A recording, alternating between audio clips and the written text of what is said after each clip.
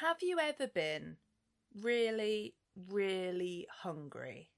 You're listening to Casting Lots, a survival cannibalism podcast. I'm Alex. I'm Carmela. And now let's tuck into the gruesome history of this ultimate taboo.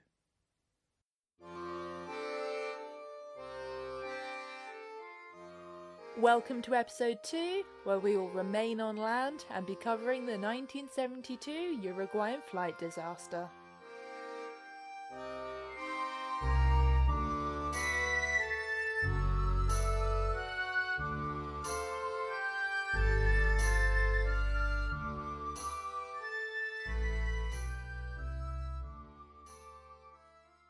Would you like to hear about the Fairchild Uruguayan flight disaster? I would love nothing more. I know nothing about this because I didn't read up on it.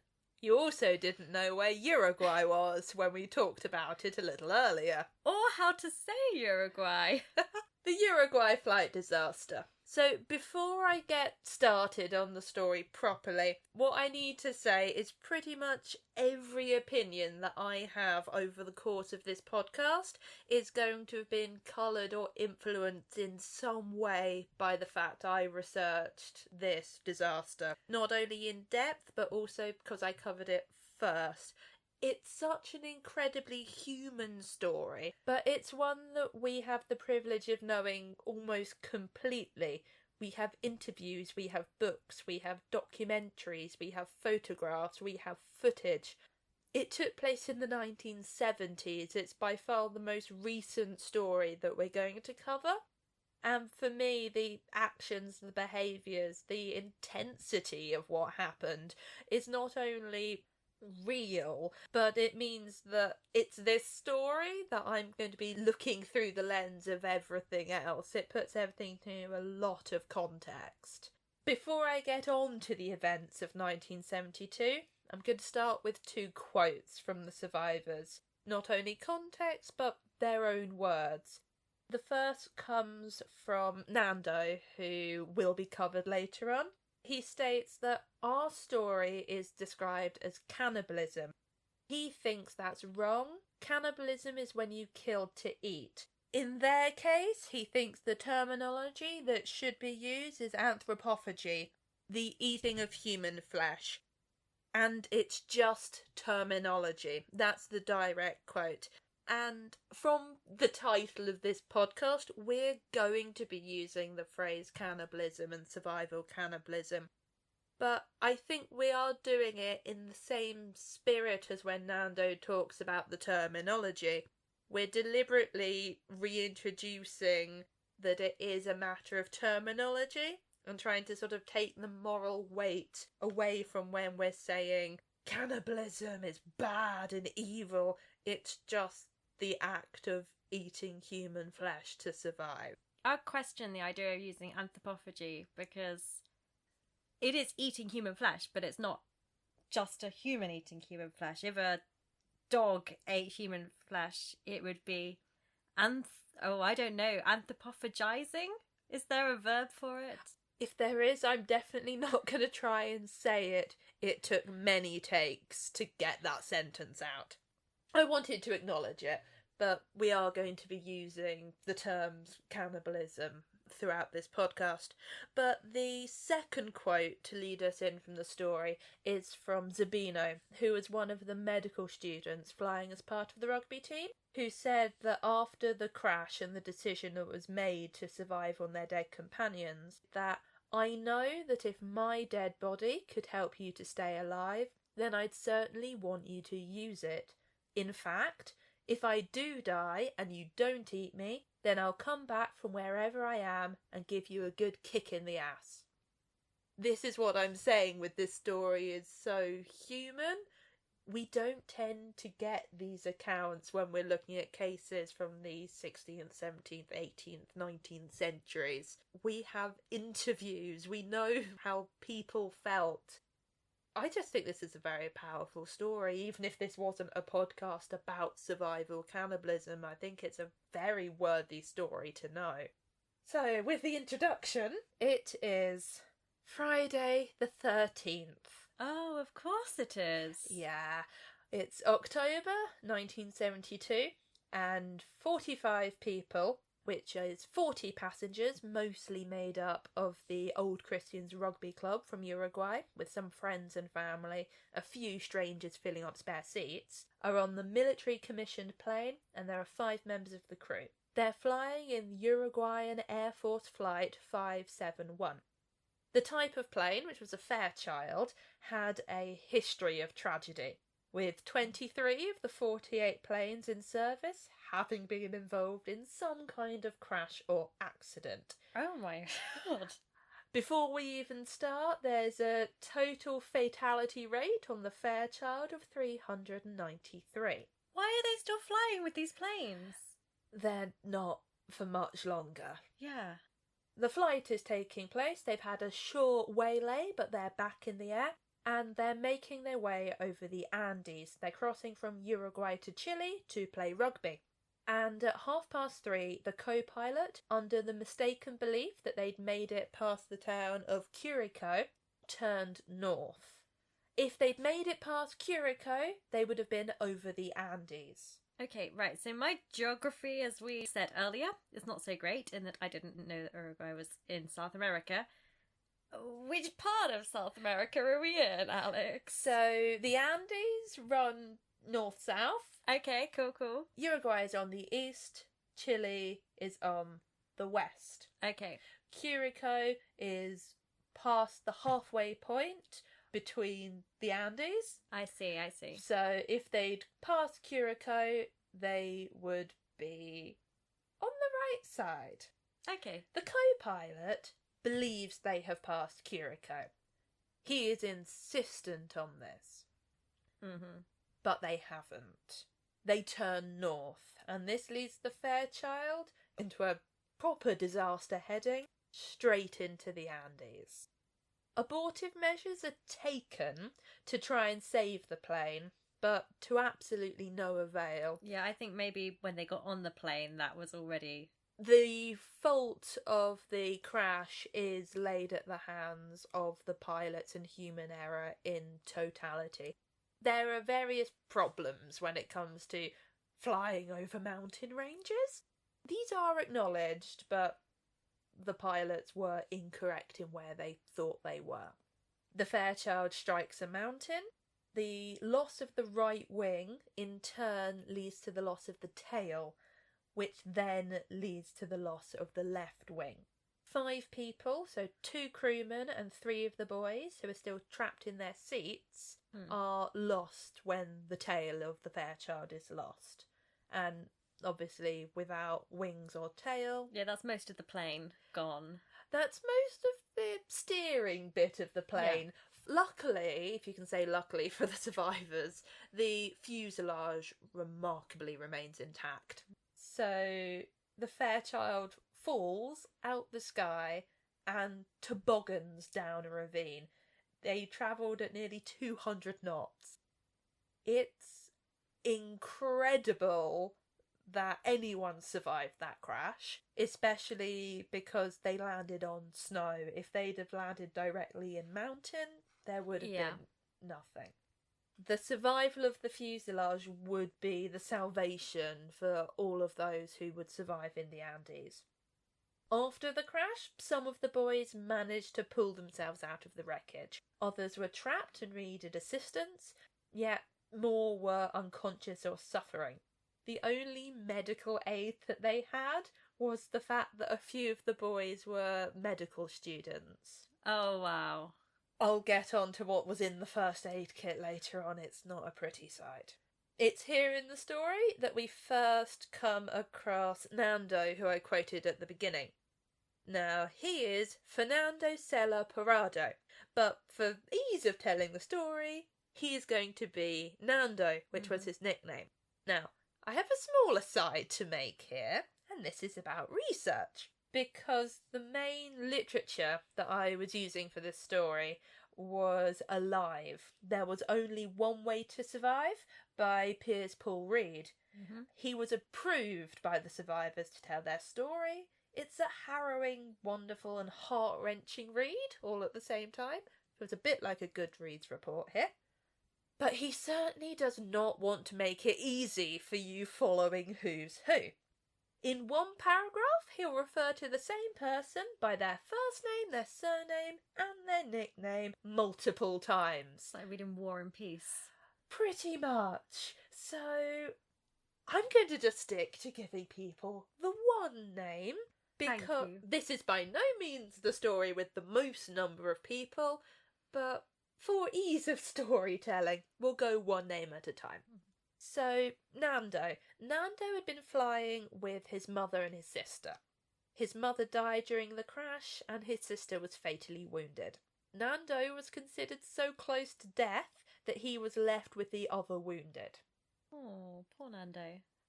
This would actually be the move that would save his life. And if you look at it from the perspective of the Fairchild, this is perhaps what saved everyone.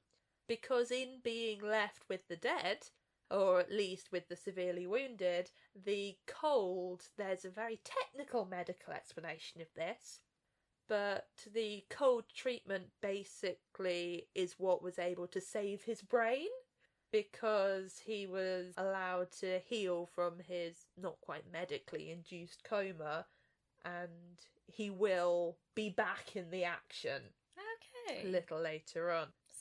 Science! Those who have survived the crash have pretty much no knowledge of the Andes and no experience of how to survive. Logically, they theorised that not only would the loss of the plane be known about and reported, but that the radio in the cabin would give them a link to the outside world. They made their way to the cabin, and they discovered that the captain had died, but the co-pilot, who had been flying the plane, was still alive. Now, was the co-pilot the one who got the location wrong? Yes. Embarrassing for him. Yeah, it doesn't go well for him. He's barely alive.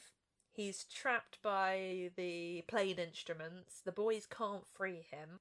He asks for water, which they provide by providing him some snow. Ooh. I mean, they're in the Andes. Yeah, it's not going to be great for his core body temperature, though. It's not great for him. He repeats the belief that they passed Curacao, and then he asks the boys for his revolver, and they refuse. There are 32 survivors from the original 45 on that first night on the mountains. Now, the complete desolation of the Andes really can't be understated. Some of the mountains are so remote they're not even named, and the boys don't know where they are because they believe they've passed Curacao, because that's what they've been told. 5 more die during the night, and in the morning a stock is taken. The medicine on the Fairchild is aspirin, Alka-Seltzer, Librium and Valium. And the only sustenance that they had, so all of the food provided by the Fairchild, 3 bottles of wine, a bottle of whiskey, a bottle of cherry brandy, a half-empty hip flask of wine, 8 bars of chocolate, 5 bars of nougat, some caramels, some dates, some dried plums, a packet of salt biscuits, 2 tins of mussels, 1 tin of salted almonds, and 3 jars of jam, peach, apple and blackberry. I mean, it sounds like you've got the ingredients for a good party, but other than that, yeah. Yeah, there's only enough food to meet the calorific intake for perhaps 10 adults for 24 hours. That maths isn't going to work out so well. No, even with rationing, it's not going to work. Especially when the rations that they're consuming is mostly just alcohol. They'd have a fun time, but yeah. Yeah. The one thing they don't have to worry about is water. This is solved on the 3rd day, because there's a water making / melting device which is made out of parts of the chairs of the plane. Adolfo Strauss, one of the 3 Strauss cousins who would survive and become key players in the drama on the mountains, is the man who, I say man, these are young adults, for the most part I'm calling them boys. It's very worth remembering that. He's the boy who comes up with the water melting device. How old are the boys, Alex, by the way? So they're between their late teens and early 20s. There is some disparity. Some of the fellow passengers are slightly older, especially those who aren't connected to the families and, of course, the siblings and the parents who are flying. But they're young. Like, Nando is 22. It's on this third day as well that Nando recovers from his coma. He regains consciousness and becomes devoted to his sister's survival. His sister will die on the 7th day. There are different accounts from various first-hand sources quite when the idea of eating the dead was first raised. Some say on the 4th day, others the 7th, others the 10th. When the topic was raised in conversation by Nando, saying that to get off the mountain he would, quote, cut the meat from one of the pilots. After all, they got us into this mess. That's valid. I agree with that, sure. A rather pragmatic approach was taken, saying that it might in fact be the only way to survive. By the 10th day, starvation had set in, and there are now 27 survivors, and they knew that there was only one option. To quote directly from one of the survivors, "You know that you have to eat. The chocolates are gone, and if you want to survive, and the survival instinct is probably the strongest instinct in any human being, it brings you to a different state of mind." Here, it is worth referencing the importance of faith and religion to the survivors. They'd pray the rosary together every evening. Their rugby club was the Old Christians Rugby Club. And when they prayed the rosary, it was partly prayer, partly ritual, and partly bonding. But their Catholic faith would tie in very deeply to those who would eat from the bodies of the dead. To quote, "It is meat, that's all.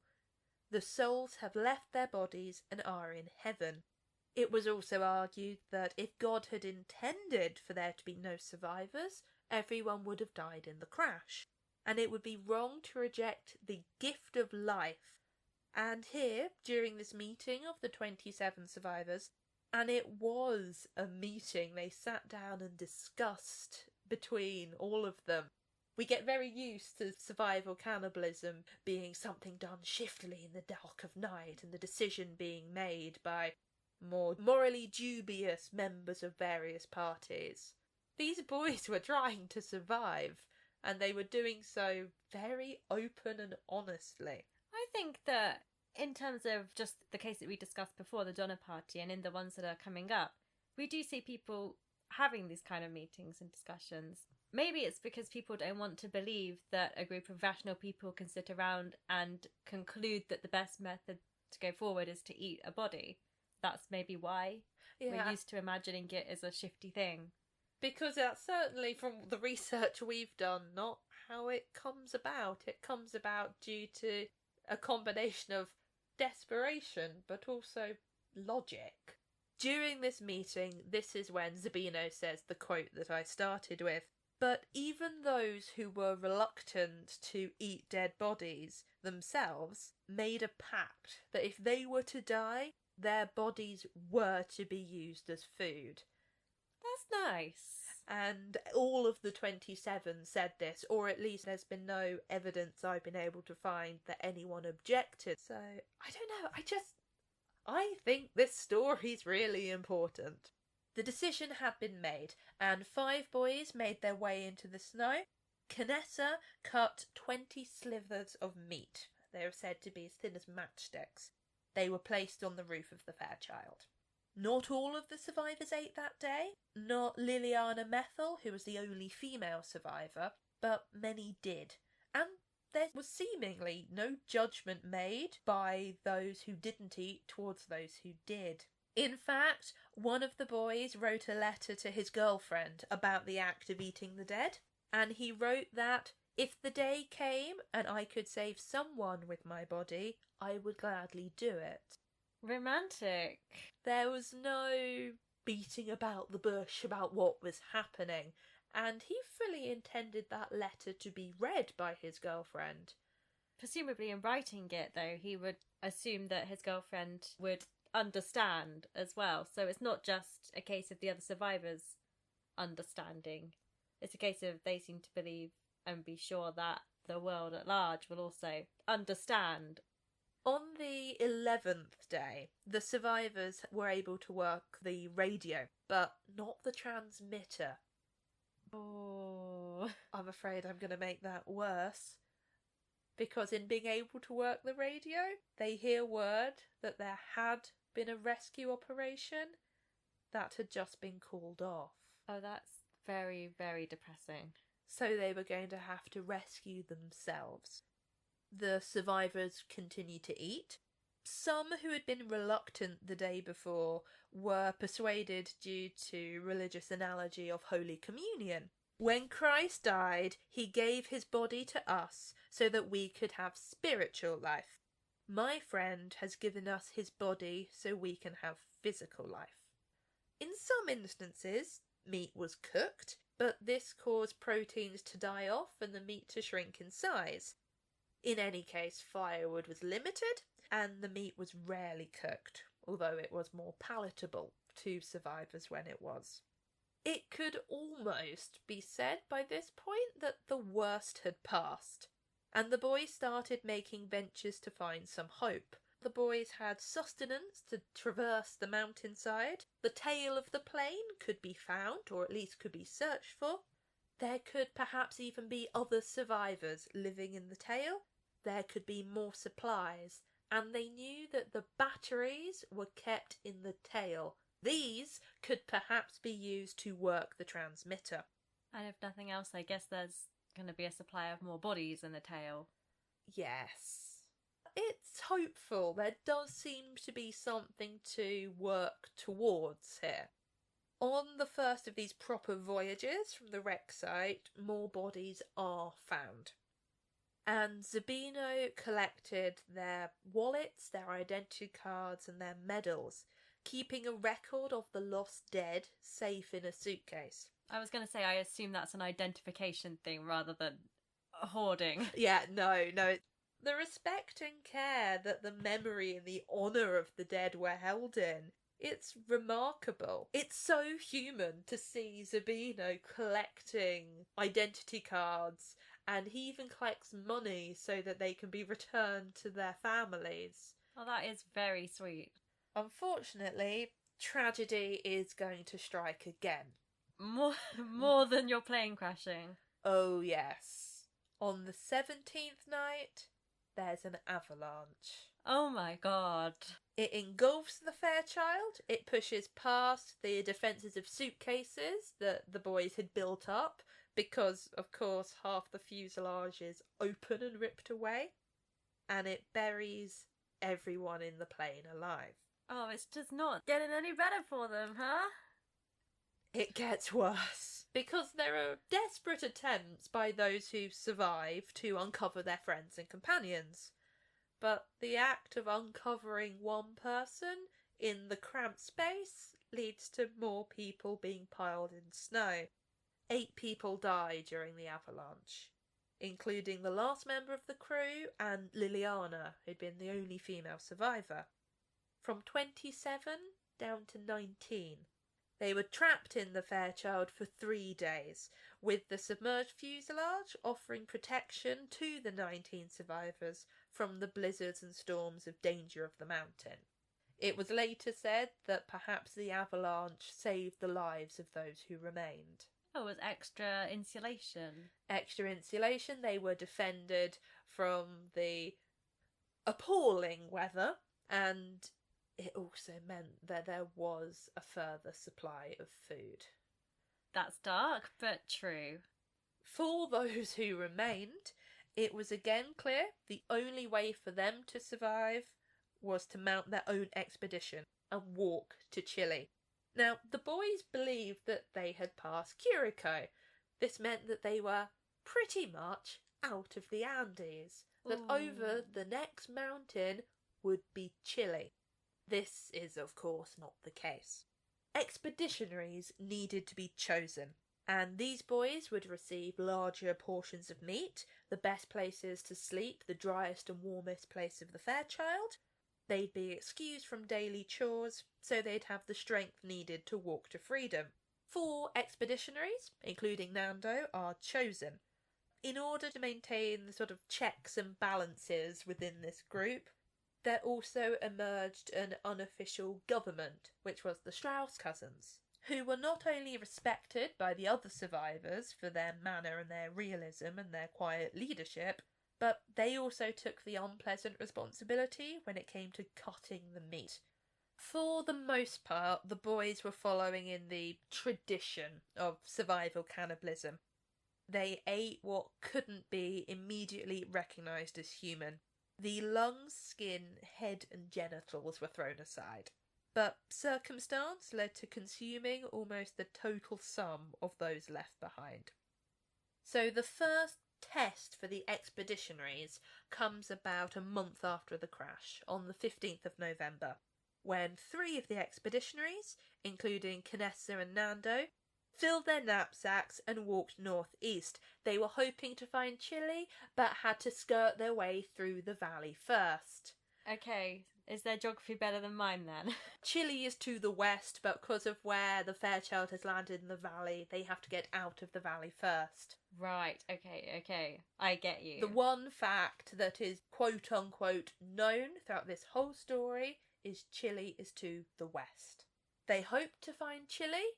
They actually found the tail of the Fairchild. They found suitcases with fresh clothes. They found a skiing kit, chocolate, sugar and meat pasties. They also found cigarettes, which were badly needed, as only 3 of the 18 survivors were non-smokers. That's going to be your top priority. One of the boys had actually started smoking after the crash. I can understand in that situation. Stressful circumstances. I guess you're not too worried about your life expectancy. It's 1972. I don't know the history of smoking science. I don't think they cared that much in 1972. And certainly, up in the Andes, fair play to them. So they got their cigarettes. They also found the batteries for the transmitter, but they weren't able to carry them. So instead, they made the decision to return to the tail with the radio. Returning to the tail would ultimately be futile, as the batteries weren't compatible. Oh. Yeah. Now, the boys weren't to know that. And during this expedition, a camera was found. And the decision was made to take photographs on the off chance that the camera would be discovered if the worst happened, and it would be known that, quote, people lived here. It's worth noting that these photographs still exist, and these photographs don't pack any punches as to what was happening at the Fairchild. That's a good idea, though, to document it in case. It's a bit more durable, maybe, than leaving a paper note.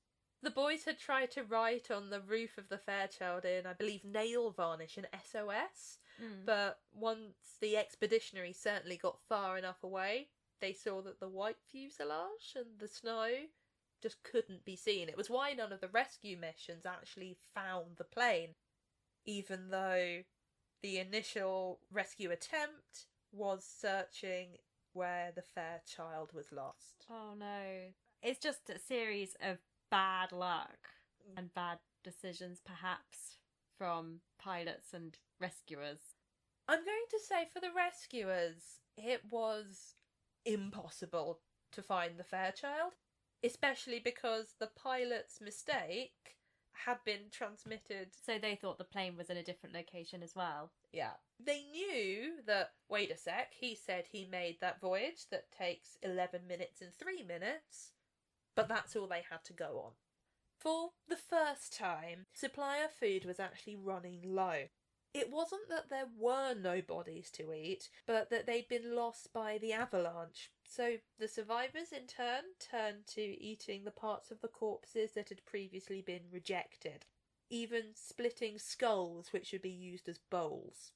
There were also bodies that had been deemed protected, such as Liliana Methel, the fourth Strauss cousin who was later found, and Nando's mother and sister. There were in fact 5 bodies that were seen as being the last resort, and this was agreed by all of the survivors. Is this because they were relatives? I do have a note saying gastronomic incest here.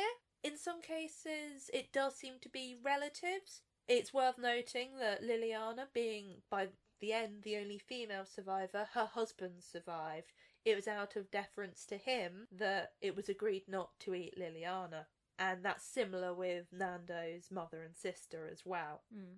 A number of the boys had their birthdays during their time in the Fairchild, and those events were celebrated with gifts. A tot of rum, an extra packet of cigarettes, a cigar. I know I keep saying it, but the humanity of what happened just keeps getting to me. No, it's very touching. I agree.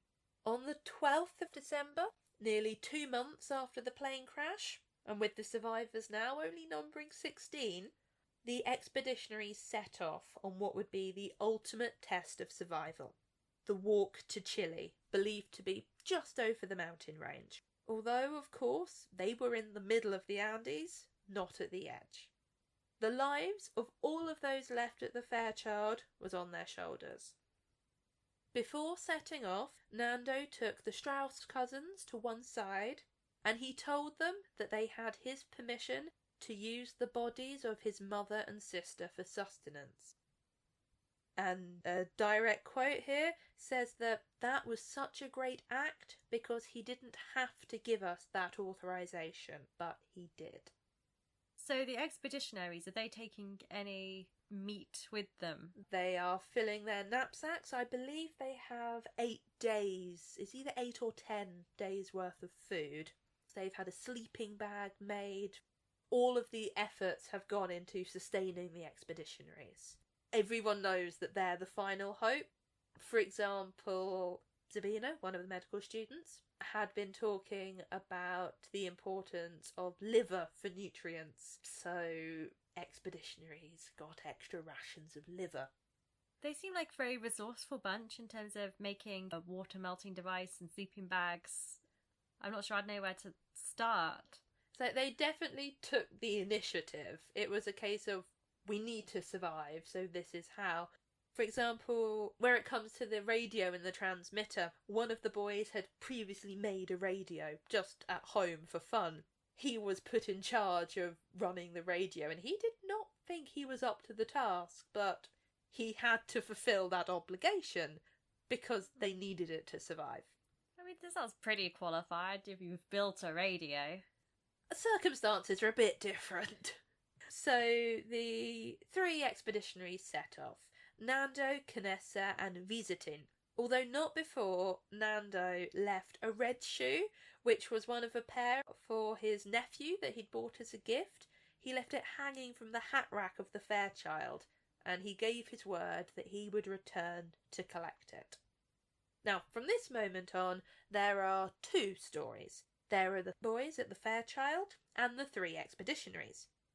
At first, those at the fuselage could see the expeditionaries climbing, but they soon became lost in the mountainside. The expeditionaries climbed over 2,000 feet at a 45-degree angle. Oh! It took them 3 days to climb a single mountain. Along the way, Canessa believed that he'd seen a road from the east.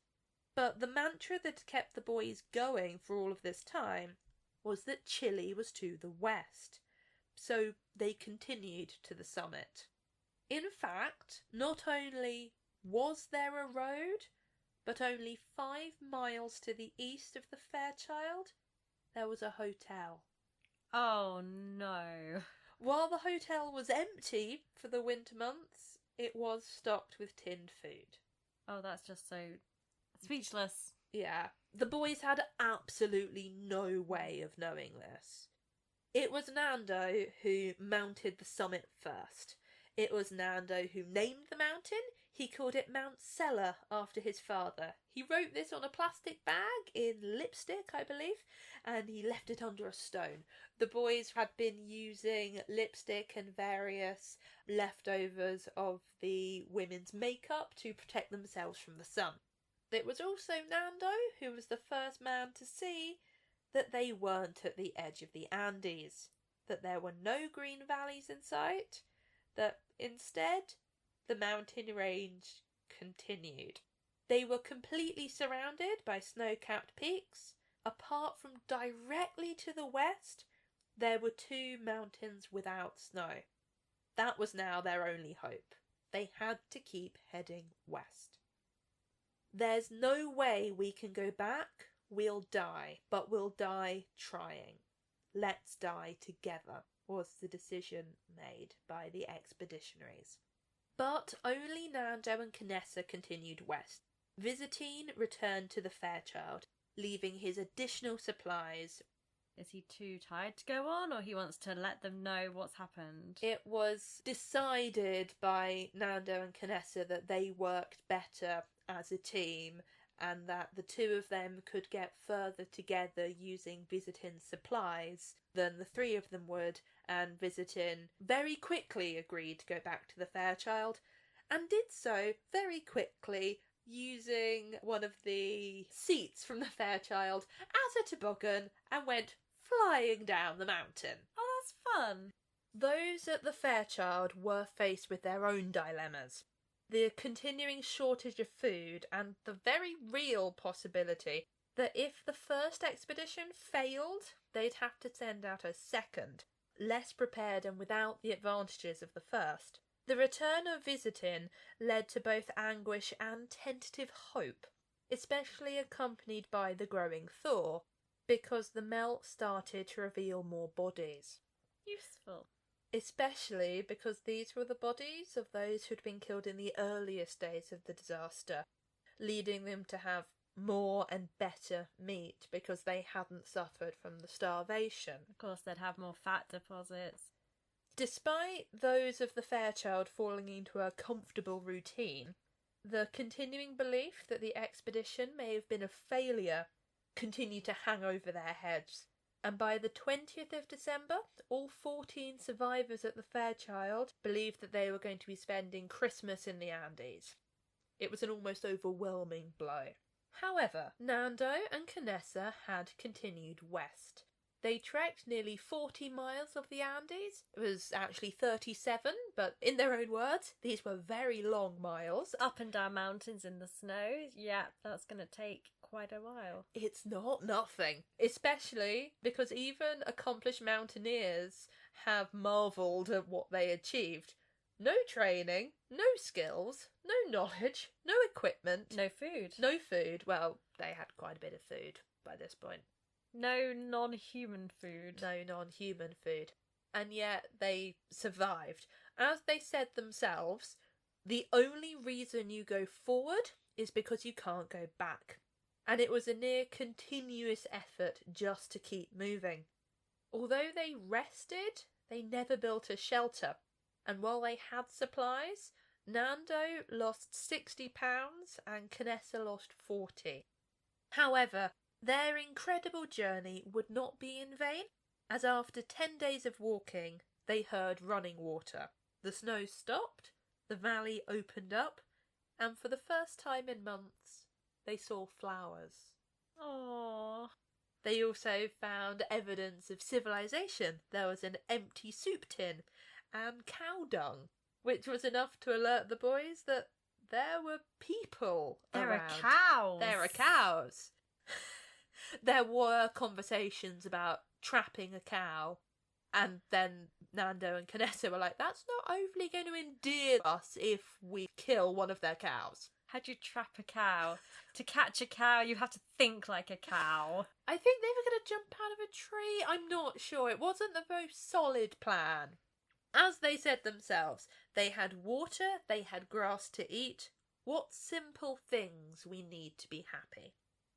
However, now they were out of the coldest part of the mountains, their food supply was starting to rot. On their 9th day of walking, Nando and Canessa see 3 Chilean rangers across the river.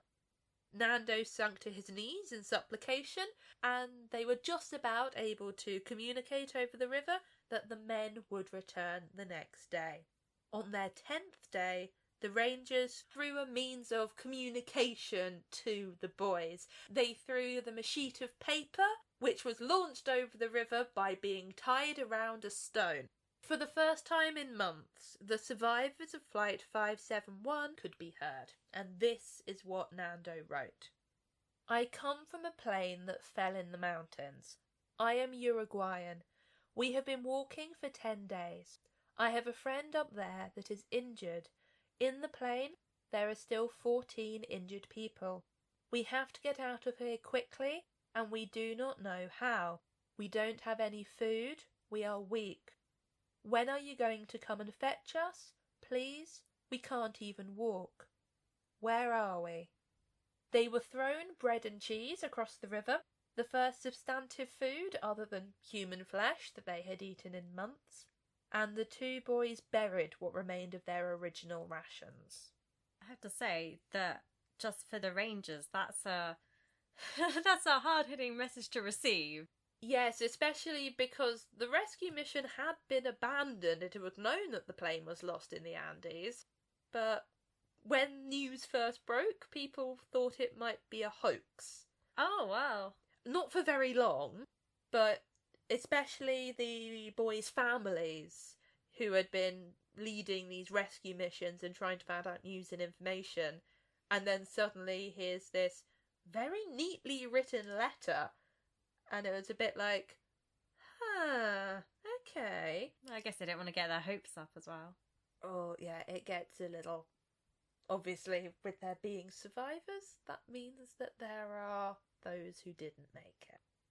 Thursday, the 21st of December, 70 days after the Fairchild had crashed in the Andes, the rescue could truly said to have begun. Even before Nando and Canessa had made it off the mountain, before the others had been rescued, there were international journalists in the Andes asking questions. It's absolutely incredible, in the true sense of the word incredulous, to think about it. Before the survival of all had been assured, Nando and Canessa were being questioned. How would you all survive? What did you eat? Canessa started responding to that by saying, well, that topic, and Nando interrupted with, we're not going to answer that. I don't want to say that journalists are going to emerge as a villain throughout these pieces, but yeah, you see the journalism. Yeah, I've got a few pages coming up. You might want to change your mind on that. Okay. Yeah. A patrol, and most importantly helicopters, arrived to rescue those left in the Fairchild. And Nando, despite his understandable reservations about flying, volunteered to show the pilots the route to the Fairchild, remembering perhaps the red shoe that he had promised to return for. The journey was harrowing, with the helicopters being pushed almost beyond their limits, but there was incredible hope, not just for Nando and Canessa, but at the wreck of the Fairchild as well, because the remaining 14 had heard on the radio that 2 men from Flight 571 had emerged from the Andes. To hear these names was the end of our story, the end of our fight, the beginning of our freedom. They knew that they too soon would be rescued, although there were some concerns raised about the wreckage and the bodies and the evidence of survival surrounding the plane, in case perhaps there were photographers with their rescue. The boys themselves said there is no need to hide what we've done. The rescue was successful, with half of the boys being collected that day and the remaining being picked up the next morning. Among those collected the next day was Zabino, who brought his suitcase of documents of the dead and Nando's red shoe. Oh, good. Incredibly, while all of the boys were suffering in one way or another from undernourishment and vitamin deficiency, none of them were in a critical condition. That is impressive. I guess they started eating the bodies relatively early as compared to some of the survival situations we're going to see. Yeah. Which is, I think, sensible. I think that's a takeaway from this. They did have the advantage. For the most point, they were fit young men. They were the rugby team. Not all of them served in the rugby team, but they did have provisions of fat and muscle and strength that, not to put it mildly, they could allow to waste away before they themselves started suffering. The survivors were taken to hospital in San Fernando, Chile, and it was here, after many months, that they were reunited with their families. But it was also here that how they survived first became known. First to their doctors, who realised that they'd eaten something more than snow and chocolate, and then to their families. Before their families came the church, and a priest was brought to speak to the boys, and many of them found absolution for their actions in him. Since it was the teaching of the Catholic Church that anthropophagy in extremis is permissible, this young priest was able to not so much forgive them as to tell them that they had done nothing wrong.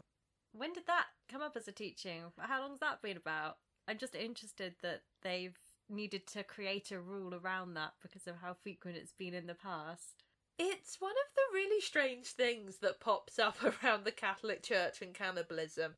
Monsignor Andres Rubio, who is the auxiliary bishop of Montevideo, said, "Eating someone who has died in order to survive is incorporating their substance, and it is quite possible to compare this with a graft. Flesh survives when it is assimilated by someone in extreme need, just as it does when an eye or a heart of a dead man is grafted onto a living man. What would we have done in a similar situation?" You then have the Archbishop of Montevideo stating that morally I see no objection, it was a question of survival. You have religious philosophers who state that he who has received from the community also has the duty to give to the community, or to individual members at times of extreme need. Sorry, does that definitely mean a body, though? Considering these facts, Father Consinetti went on, we justify on an ethical basis the fact that the survivors of the crash of the Uruguayan airplane fed themselves with the only food available to avoid a sure death. It is legitimate to resort to lifeless human bodies in order to survive. Okay, I guess, yeah. Catholic Church on board with survival cannibalism. Good to know. The boys soon faced, however, the court of popular opinion, as shortly after Christmas, newspapers started to report publicly on the nature of survival. The photographs that had been taken by their rescuers had been sold. Yeah, I thought you'd want to respond to that. Yes, well, it makes a sensationalist story, doesn't it? Graphic images accompanied headlines such as "Survivors Say Nothing, Evidence of Cannibalism Found at Plane Crash Site," "Cannibalism to Survive," "Uruguayan Survivors Ate Human Flesh," and "May God Forgive Them." So we go on a lot about clickbait articles and titles in the current media world, but even in print journalism, I think that's "May God Forgive Them." It's pretty clickbaity. Yeah, it's a little dramatic, especially knowing what we do about the opinion of the Catholic Church when it comes to survival cannibalism. What's also worth noting is while these newspaper headlines were international, they weren't in Uruguay. In Uruguay, it seemed like the media were waiting for the boys to return before telling their story. Do you think that's out of respect for the boys, wanting to let them tell their own story, or is it like we're ashamed this happened to our rugby team? It seems to be that they were waiting because the boys had to address what happened. They decided to do this through a news conference at their old school. At this news conference, Pancho de Largo spoke on behalf of the survivors when it came to the cannibalism. He stated, "And when the moment came when we did not have any more food or anything of that kind, we thought to ourselves that if Jesus at his Last Supper had shared his flesh and his blood with his apostles, then it was a sign to us that we should do the same. Take the flesh and blood as an intimate communion between us all. It was this that helped us to survive, and now we do not want this, which for us was something intimate, to be hackneyed or touched or anything like that." There are later reports that say the importance given to Holy Communion and its metaphysical relation to cannibalism were overstated in a way to make these stories more palatable. But that does remain the official line said by the survivors to this day. Of the 45 people who had flown in the Fairchild, there were only 16 survivors, and for 29 families there was not only sorrow, but the knowledge that for some the bodies of the dead had been used to sustain the living. There were some incredible statements made from the families of those who died, including Dr. Valletta, who stated that "we are glad, what is more, that there were 45 of them, because this helped at least 16 to return." To this day, the survivors still meet up every year on the anniversary of the rescue, because this happened in living memory. It's why, again, I've said so many times this story's important. It sounds daft to say this really happened. I've spoken to people at work who remember this happening. It's much more proximate than the other ones. Yeah. It's closer to us. And yes, I think it's important to end on the fact that there are still survivors of the Uruguayan crash today. Thank you for listening to this episode, A Tale of Remarkable Survival. Next time you'll be able to hear about Jamestown and Leningrad, a 2-part episode on settlement and siege.